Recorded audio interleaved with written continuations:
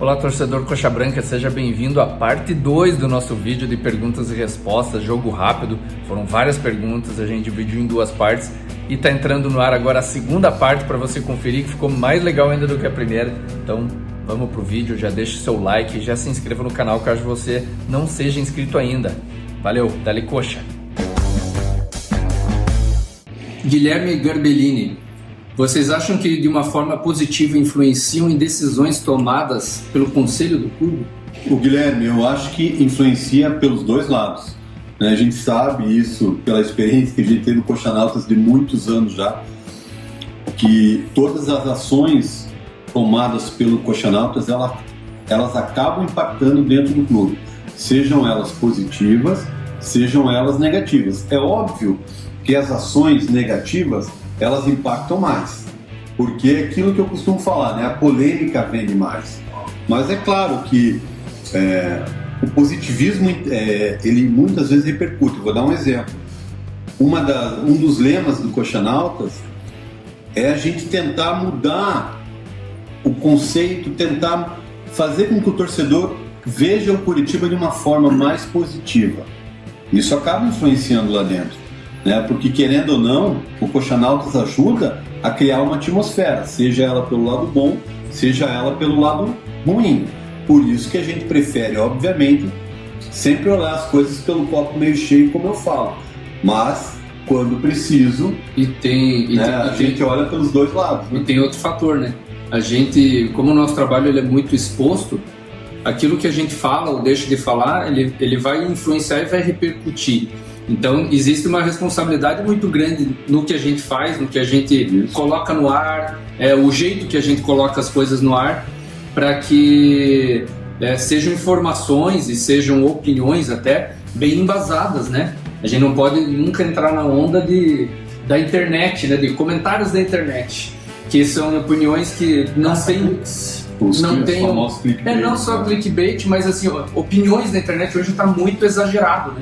As pessoas dão opinião de forma inconsequente. E isso a gente não pode fazer. A gente tem que sempre pensar nas consequências daquilo que a gente vai fazer. Sempre ter responsabilidade. Porque isso interfere diretamente na credibilidade do site. Também. O Coxanautas existe há 25 anos e ele possui uma credibilidade. É aquilo que eu sempre falo para o pessoal que participa das lives. Não fale aquilo que o torcedor quer escutar. Fale aquilo que a tua convicção lhe diz. Porque só assim você vai continuar tendo a credibilidade necessária para que o teu trabalho seja reconhecido. E não é à toa que o Coxanautas está aí há muito tempo devido a essa credibilidade. Seria muito mais fácil trocar de opinião toda semana e falar apenas o que o torcedor quer ouvir, mas... Ou aquilo que vai dar audiência. Não é o caso. É aquele negócio, né? Você tem que caminhar com a credibilidade, com a sua opinião e sempre colocar o clube também em primeiro lugar, né? Jamais não prejudicar o clube. Então a gente tem que ter essa responsabilidade, colocar uma opinião, então a gente tem que estar nessa cordinha bamba. O que tem que ficar muito claro é que a razão de existir do Coxanautas é o Curitiba. Nós somos torcedores do Curitiba. Nós não somos profissionais da imprensa. Por isso a gente sempre tenta olhar as coisas pelo lado positivo. Porém, o que for preciso cobrar, o que a gente achar que deve ser cobrado, você não tenha dúvida que nós vamos fazer. A pergunta do Gabriel de Carvalho: quero saber qual foi a entrevista mais complicada que foi feita. Eu gostaria de responder essa. Manda bala. Mais complicada? Eu não diria mais complicada, mas a mais delicada. Por que delicada? Todo mundo sabe que o Coxanautas teve problemas com o Samir Namur. É verdade. Na sua gestão. O Coxanautas, no início da gestão Samir Namur, dialogou muito, né? A gente teve a oportunidade de fazer a primeira entrevista com ele já presidente do Curitiba. A gente teve a oportunidade de fazer a primeira entrevista com o Sandro Forne como treinador do Curitiba. Mas eu lembro que quando as críticas começaram, o Samir me mandou uma mensagem um dia dizendo assim: estou te bloqueando. O Coxanautas não quer me ajudar. Isso porque a gente estava fazendo críticas, porque o Curitiba não é surpresa para ninguém, todo mundo sabe disso. Em 2018 fez uma temporada pífia. Mas tudo bem, né? A gente, nas críticas do Samir presidindo o clube da maneira que ele achava que devia presidir, e aí chegaram as famosas eleições de 2020. E o Coxanautas, como já tinha feito na eleição anterior, ele entrou em contato com todos os candidatos para entrevistá-los. O primeiro candidato a comparecer no nosso estúdio foi o saudoso Folador. O segundo candidato seria compareceu. O Viale, mas foi a mais difícil. O Viale não compareceu. Quem foi o Janto, que era um vice-presidente. E a terceira entrevista era com o Samir Namor. E a mais esperada. E a mais esperada. E eu lembro muito bem o clima de tensão que estava no estúdio antes da chegada do Samir. A gente até brincava dizendo que o Samir ia levar seguranças naquele dia, né? Que a gente tinha alguns amigos próximos dele que pareciam que agiam como segurança dele. A impressão que a gente tinha era essa, né? As pessoas olhavam o Coxanautas como uma coisa ruim, né? E aí o Samir chegou e o gelo foi quebrado. E eu tive naquele dia a oportunidade de dizer para ele que as críticas do Coxanautas não eram políticas, como as pessoas próximas a ele diziam a ele. E aquela entrevista, ela começou difícil, eu percebi o Samir ressabiado com a gente num clima tenso, mas aos poucos ela foi desenvolvendo e acabou tudo bem. Mas não tenha dúvida que aquela entrevista, o antes, foi a entrevista mais complicada que a gente já fez. Posso falar uma também, cara? Manda. Agora, como estou participando das entrevistas coletivas, tem uma que foi a minha primeira entrevista coletiva que eu participei no CT do Coxa. Então mandaram pra gente o convite e a gente teve que decidir de última hora, não, eu vou lá. Então eu tive que ir em cima da hora pegar a câmera lá, aqui onde a gente tá no Marcelo, e ir direto pro CT, e eu coloquei no GPS CT Curitiba e fui. De repente já tinha passado Santa Mônica, tava indo pro outro CT lá de Campina Grande. Eu voltei, cheguei, já a entrevista coletiva eu tinha começado com o William Farias.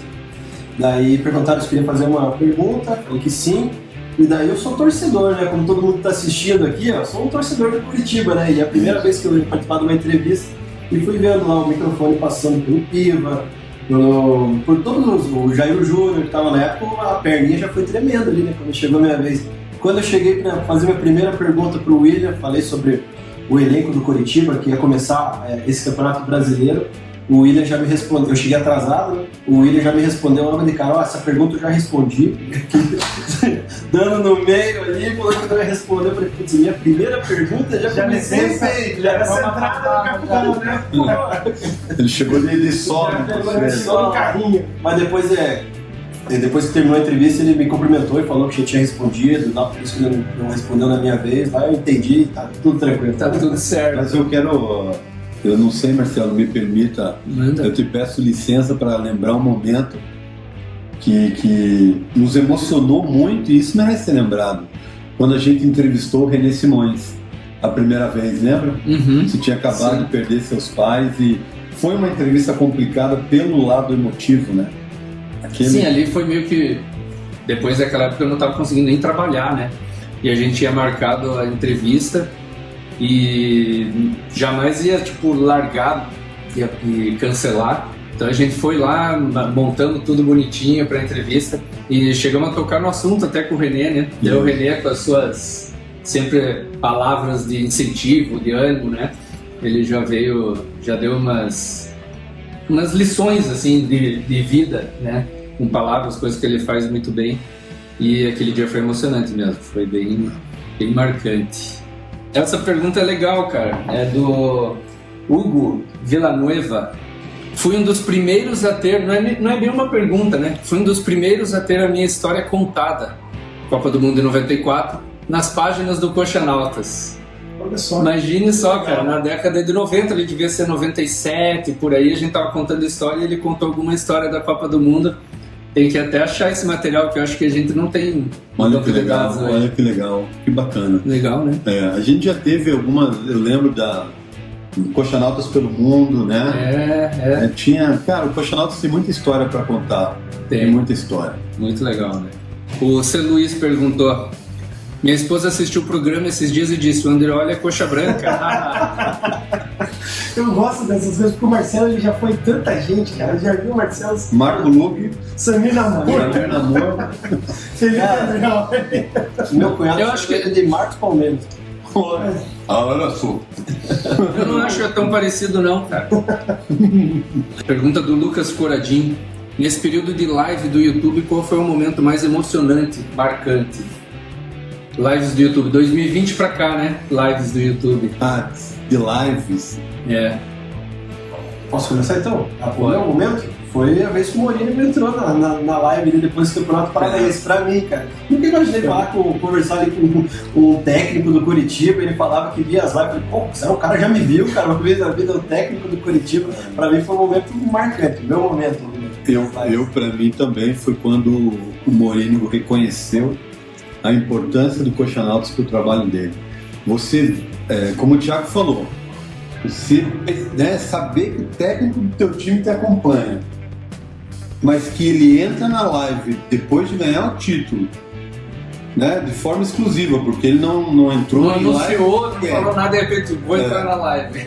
E o cara falar que o nosso trabalho foi fundamental para o trabalho dele, aquilo é um reconhecimento, cara, pra gente, sim, maravilhoso. Foi muito legal. São muitos momentos, né? É difícil. Teve, por exemplo, aquela live das eleições, né? Que eu acho que até hoje é o nosso recorde de duração numa live. E foi a primeira entrevista do Folador como presidente do Coritiba, né? Foi pro Coxanautas que ele falou, né? Tirando os canais oficiais do clube. O Coxanautas foi o primeiro veículo que o Folador falou.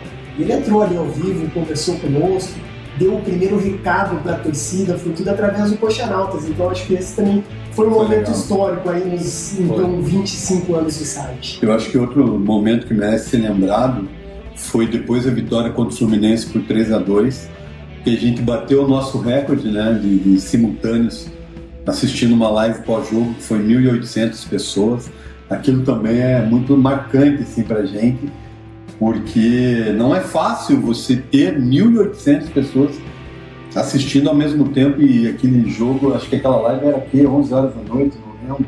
Era tarde. Ela tinha sido programada, se não me engano, para as 9, só que como a gente ficou comemorando contra o Pereira, você falou, marca para as 10, eu falei ao contrário. Aliás, pessoal, quando a live atrasa, é bom falar que a culpa é minha, porque se Nossa.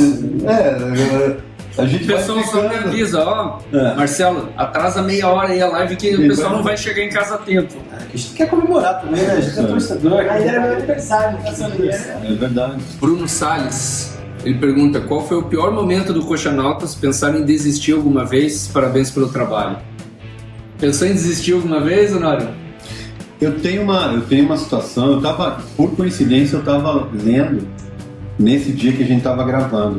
Eu cheguei a ser ameaçado numa época, eu acho que foi em 2012, eu deixei o site por algum tempo, parei de escrever colunas, porque naquela época eu estava auxiliando o departamento de futebol do Curitiba, o Felipe Ximenes, e eu recebi algumas mensagens depois que o Curitiba perdeu o título, ou um pouco para frente, que diziam que sabiam onde minhas filhas estudavam e que iam me pegar, enfim. E aí eu pensei, falei, não vale a pena isso. E aí eu lembro que eu me afastei um pouco, mas o Coxanautas faz parte do sangue e não demorou muito para eu voltar. Mas naquele momento eu pensei em largar tudo, sim. Eu também tive um caso de ameaça. Uma vez eu fiz uma crítica ali sobre uma relação entre o diretor e a torcida, e no outro dia nas redes sociais eu acordei uma chuva de ameaças ali e tudo mais, mas também nada que foi levado para frente. Ali naquele momento a gente dá uma repensada, claro, segurança vem em primeiro lugar, e a internet é feita de pessoas muito doentes, né? Existem algumas pessoas que não sabem conviver ali, então eles acabam falando de família, você fica meio assim, mas foi também em questão de poucos dias e a gente passou para frente. Tirando isso, né, teve um caso, também de longe eu pensei em largar o site, mas teve um ex-diretor de futebol também que me abençoou, né, que mandou mensagem, o cara estava completamente em um surto psicótico, acabou mandando, mas isso foi em uma página aí que foi virada. Acho que a única ameaça que eu recebi foi da Letícia, assim, quando tem umas 4 lives no final de semana, ela dá umas ameaçadas, mas tá tudo certo, depois volta ao normal. Bom, de desistir, cara, teve momentos difíceis, né, quando o Coxa, principalmente em rebaixamentos, assim, que a primeira coisa que você pensa, meu Deus, tal, mas aí tanto, vem de né? algum lugar, vem uma força assim, não, agora que é o momento que precisa reestruturar o negócio e ajudar a levantar, e aconteceu isso. O pessoal, é muito difícil pra gente ter que trabalhar nos fracassos do Coritiba, não é fácil. Não é fácil você ter que fazer live. Depois de uma derrota. Depois de uma derrota, eu lembro de uma live que eu tive que entrar, porque... Você não estava nem programado. Eu não estava programado para entrar, que foi na eliminação do Coritiba na primeira fase do Campeonato Paranaense, em 2021. Eu estava na praia, né, e jamais imaginaria que o Coritiba ia perder para o Rio Branco naquele momento. E as pessoas que estavam escaladas para a live eram pessoas que não tinham costume de fazer lives, ou seja, eram pessoas novas. Eu não achei justo naquele momento deixar o rojão na mão deles, né? E aí entrei para participar. Mas é muito difícil você ter que falar sobre fracassos. Claro que é muito mais fácil você falar sobre vitória, mas falar sobre os fracassos ajuda a engrandecer a gente também, ajuda a engrandecer o site, porque é nessa hora que você tem que tentar tirar forças para que o torcedor não desista. Né? E trazer essa reflexão e levar isso para todo mundo, né? É difícil porque nós em nenhum momento nós tiramos a roupa de torcedor, né? Não. Então você tá tendo que falar, mas você tá de cabeça quente também. Você muitas vezes quer xingar jogador, quer xingar treinador, quer xingar dirigente, não pode. Você tem que buscar mais um lado da razão e deixar o coração um pouco de lado. Então é bem difícil. Eu achei legal, Marcelo, esse tema, porque faz a gente refletir, né, sobre Sim. o quão difícil é você... Pois é, eu esperava coisa mais... Você esperava uma perguntinha a gente tá light. sendo entrevistada, né? Mas eu achei legal, pessoal, porque assim, faz a gente refletir, né? Porque não é fácil você ser vidraça. O Coxa Nautas passou a ser vidraça. Muita gente responsabiliza o site quando a gente pede. Eu levei muita bordoada. O Muralha toma frango no Couto Pereira, eu sou xingado. O que eu tenho a ver com isso? O Morínigo faz uma troca errada. O Thiago já viu essa experiência também, já passou por isso. Já fui comprar uma cerveja e depois do frango do Muralha contra o Fluminense, o cara viu que dá pra fazer entrevista e apoiar. Eu não sou goleiro. O pessoal esquece, Marcelo, é o seguinte: todos nós somos coxas, a gente não tem interesse nenhum a não ser ver o Curitiba vencer. Né? Então, quer responsabilizar alguém? Responsabiliza jogador, treinador, diretoria, não a gente, pô. Mas só vai depois que o jogo acabar. Exatamente. Até porque é o seguinte: se continuarem responsabilizando a gente cansar e acabar com o Coxa Nautas, vocês vão ter que se informar pela imprensa paranaense. Aí vão ficar com saudade do Coxa Nautas. Com certeza. Última pergunta, o Alessandro mandou pra gente aqui. Sabe a situação do contrato do Robinho da base? Nem no banco apareceu mais. O que vocês têm a falar do Robinho da base? Tem contrato, não está inscrito no Campeonato Brasileiro e não deve ser usado. Eu não sei, cara, sinceramente, essa ânsia da torcida com esse jogador, eu não vi nada nele até hoje. Quando ele foi emprestado? É normal, foi para Linense. Não jogou. Não foi titular. Não jogou. Da Linense. Eu não sei eu respeito, mas sinceramente pra mim não tem espaço não. E é isso aí, terminamos esse nosso novo quadro, essa nossa ideia de responder perguntas no Jogo Rápido Coxa Nautas. Então, se você tiver outras perguntas para mandar pra gente, entre em contato pelas nossas redes sociais e quem sabe a gente faz outros aí